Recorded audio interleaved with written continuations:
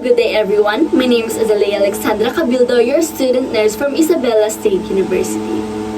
Today, I'm going to perform a return demonstration about the physical assessment of the skin, hair, nails, eyes, and mouth, which are important elements in assessing a patient's health status. So prior to performing the procedure, let us first prepare all the equipments that we need. After that, let's introduce ourselves to the patient and verify the client's identity using agency protocol. Next, let's explain to the client what we are going to do, why is it necessary, and how he or she can cooperate. Let's also discuss how the results will help in planning further care or treatment. So let's start. Hello, good day sir. My name is Azalea Cabildo and I'm your student nurse for today. What is your name and date of birth, sir? Perry Galano, August 24, 1998. Okay, sir, ano po ang gusto niyang itawag sa inyo? Nick. Okay, Mr. Nick. Ang gagawin ko po ay magkakondak ng physical assessment sa inyong skin, sa inyong hair, at inyong nails. Okay lang po ba yun, sir? Okay lang po. Okay, kailangan po itong physical assessment na ito para malaman po natin kung meron po kayong health problems or health conditions na kailangan nating bigyan pansin. Okay po, sir? Okay po. Sasagutin niyo lamang po ang aking mga tanong at susundin niyo lamang po ang aking mga instructions mamaya. Okay po? Okay. After that, let us now perform hand hygiene, observe appropriate infection control procedures, provide for the client's privacy, and position the client into a comfortable position. So here you can see that I don't have a patient's gown. I'm going to use a blanket as an alternative. Pakitaas po ang inyong kamay, sir. Ito po, sir. Ito.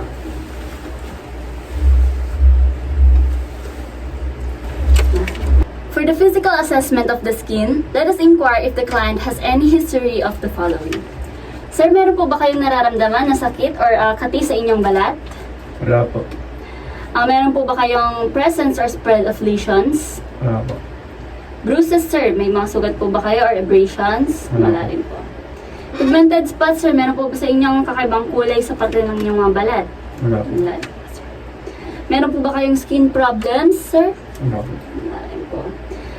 Sa family history niyo, sir, meron po ba sa inyong nagkasakit sa balat, sir? Wala rin po. Okay. Gumagamit po ba kayo ng mga gamot, sir? Wala rin. Lotions.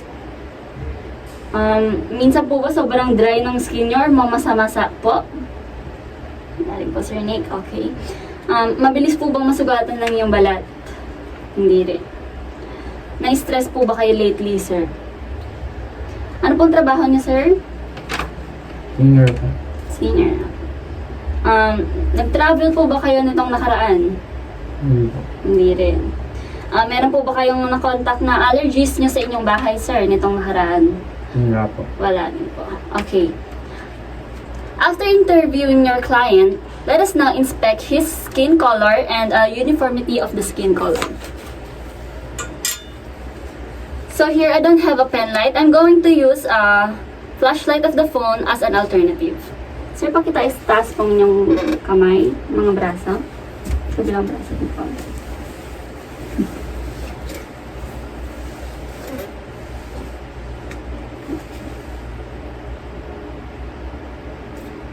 Okay po.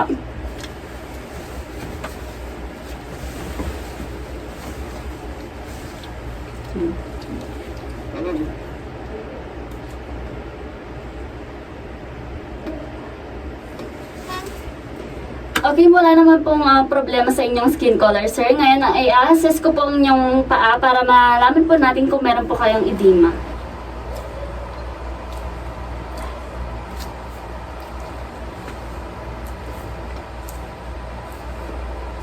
Okay, sir, overall, wala naman pong problema sa inyong skin color at wala rin po kayong edema. If edema is present, we're going to assess its location, color, temperature, shape, and the degree to which the skin remains indented or pitted when pressed by a finger. We're going to measure the circumference of the extremity using a millimeter tape for future comparison. After that, we're going to inspect and palpate the skin for any possible lesions.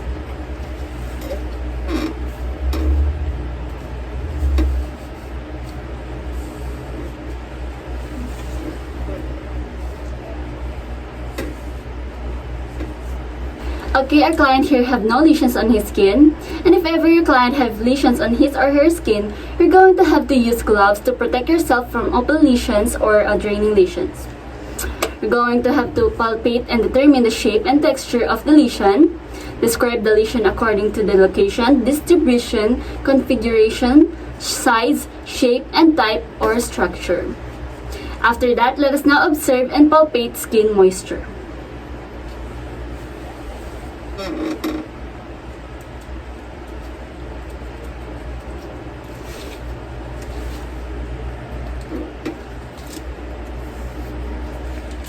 Now let us palpate the skin temperature of our client.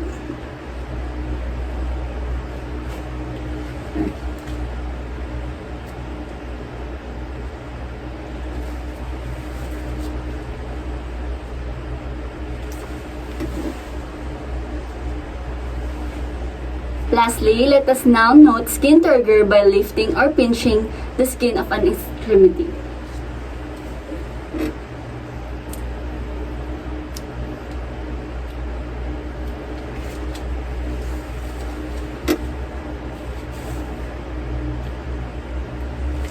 Overall, our client have no problems regarding his skin. There are no lesions, edema, or skin turgor. Now for the physical assessment of the hair, let us inquire if the client has any history of the following. Sir, minsan po ba kayong gumagamit ng hair dye sa inyong buhok? No? Ilang beses po kung basain niyo po ang inyong buhok or ilang beses po kayo maligo, sir, sa isang araw? Isa. Okay, Sir Nick, minsan niyo po bang kinulot or pina-straight ang inyong buhok? Oh, Ano po? Kailan po ito? last year. Okay, may sakit po ba kayo, sir, katulad ng hypothyroidism? Wala po. Okay, wala. Now, I'm going to inspect the evenness of the growth over the scalp, the thickness or the thinness of the hair, and the texture or oiliness.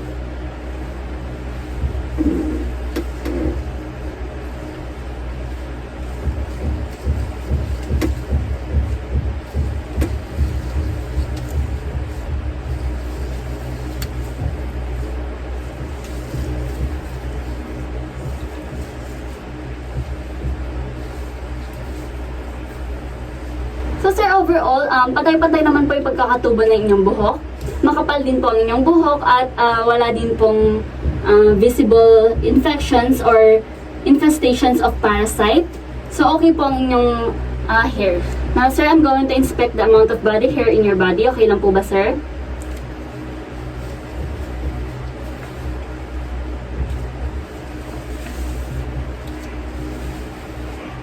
Okay naman po lahat, sir. Maraming salamat po. For the physical assessment of the nails, let us now inquire if the client has a history of the following. Sir, meron po ba kayong history sa sakit na diabetes mellitus? No. Meron po ba kayong history ng peripheral circulatory disease? Wala din, sir. May mga naging injury po ba kayo or malalang sakit itong nakaraan, sir? Wala din po. Okay, sir, now I'm going to inspect your fingernail plate shape to determine its curvature and angle.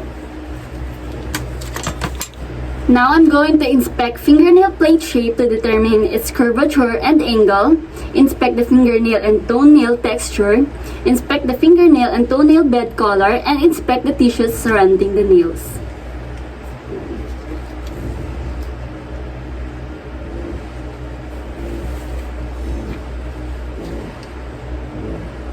Okay, so ang shape ng inyong nails, sir, ay medyo square oval, sir. A mixture of square and oval shape.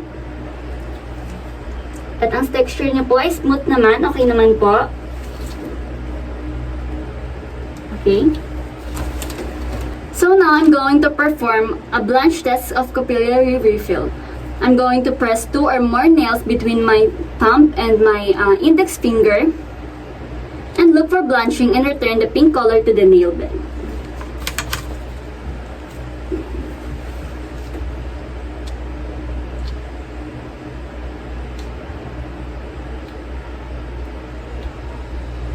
Okay, sir, according to the results, the response of your fingernail on my blanch test is quite well. Thank you very much, sir, for your cooperation. For the physical assessment of the eye structures and acuity, let us inquire if the patient has any history of the following. Sir, meron po ba kayong hypertension? Nagkaroon na ba kayo ng blood dyscrasia or any eye disease, injury, or surgery po? Wala. Kailan pong last na visit niyo sa isang ophthalmologist? Wala po. Meron po ba kayong ginagamit na medication sa mata niyo, sir?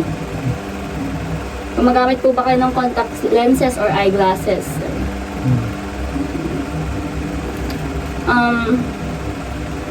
Gumagamit po ba kayo ng corrective lenses, sir? Yung magkakaroon po ba kayo ng lately ng sakit sa mata, problema, sir, sa mata niyo po? Wala. Thank you, sir. First, let's inspect the eyebrows for hair distribution, alignment, skin quality, and movement. Next, let's inspect the eyelashes for evenness of hair distribution and direction of curl. Okay, sir. Now, let's inspect the eyelids for surface characteristics, position in relation to cornea, its ability to blink, and the frequency of its blinking.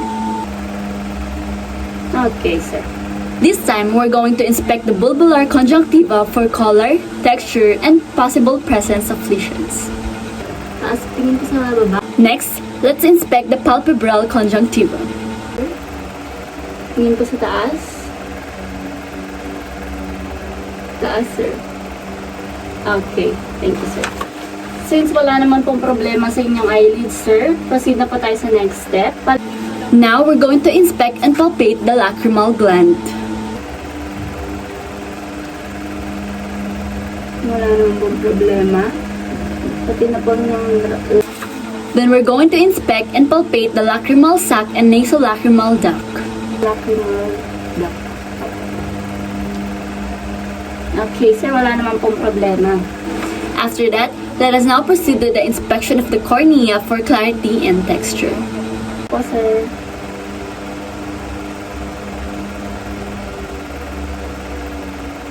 Okay,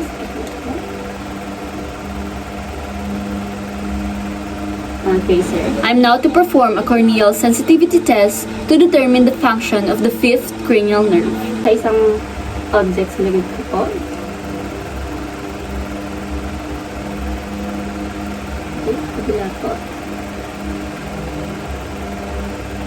Okay, sir. Thank you po. As a following step for the procedure, I'm now going to inspect the anterior chamber of the eye for transparency and depth. Bukas niyo lang pong yung mata, sir. Okay, medyo konting pong mata po. And the next step to this is the inspection of the pupils for color, shape, and symmetry of size.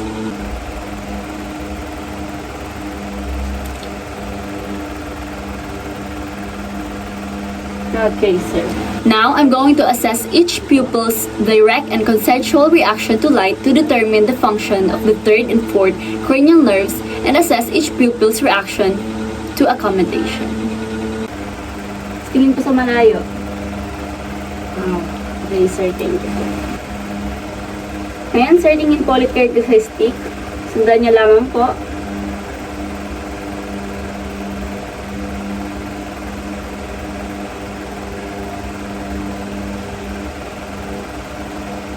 Okay, sir. Thank you po.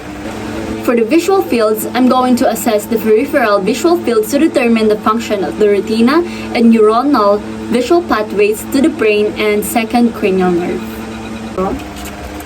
Sabihin niyo po sa akin kung kailan niyo po ito makikita. Sir, ito po.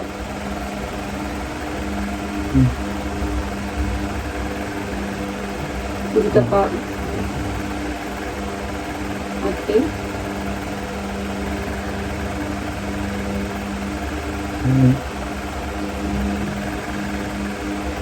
Okay, sir. Thank you. Sa kabila naman po.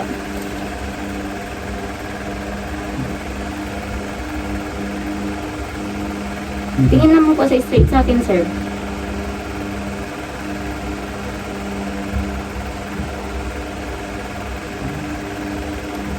Okay, sir. Thank you po.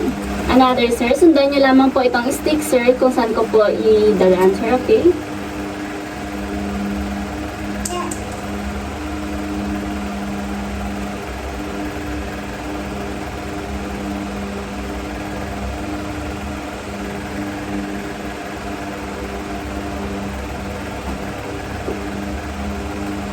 Okay, sir. Thank you po.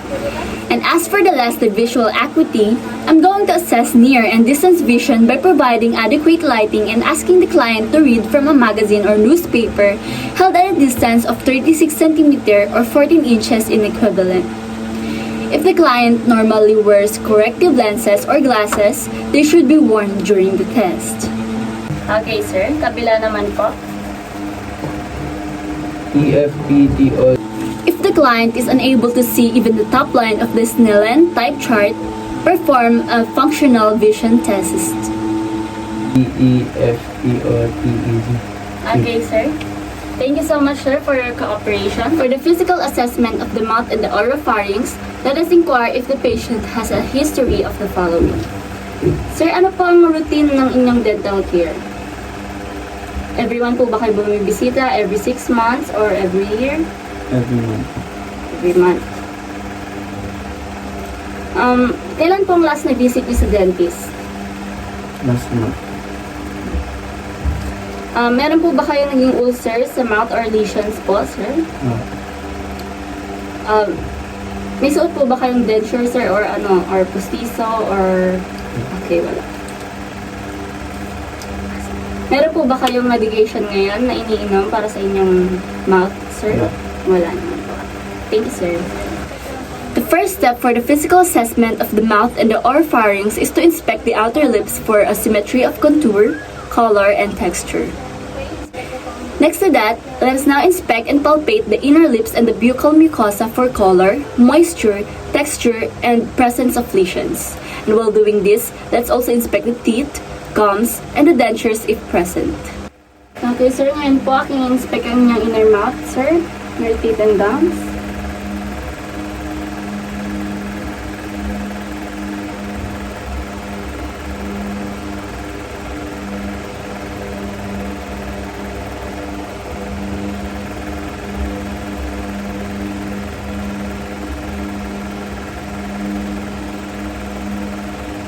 Okay, sir. Maraming salamat po.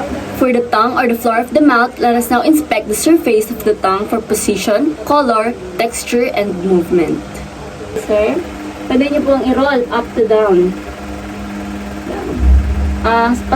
Side to side naman po, sir. Okay. Next to that is the inspection of the base of the tongue, the mouth floor, and the frenulum. Po, pangalang-alang niyo.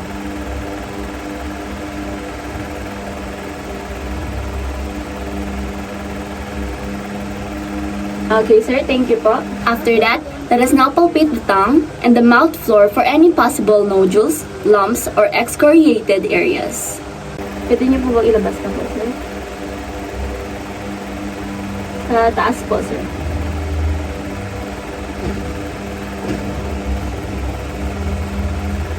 Okay, sir. Thank you po. Now about the palates and the uvula, let's inspect the hard and soft palate for color, shape, texture, and presence of bony prominences. While doing this, let's also inspect the uvula for position and mobility. For the oropharynx and tonsils, let's inspect the oropharynx for color and texture, and for the tonsils, let's inspect them for color, discharge, and size. And now for the last step, let us now elicit the gag reflex by pressing the posterior tongue with the tongue depressor. Okay, sir, thank you so much. Mabilis ang inyong response.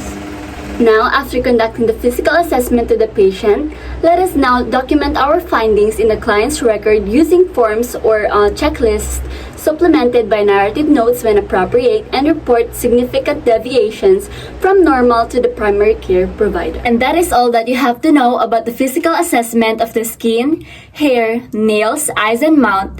Thank you so much for listening.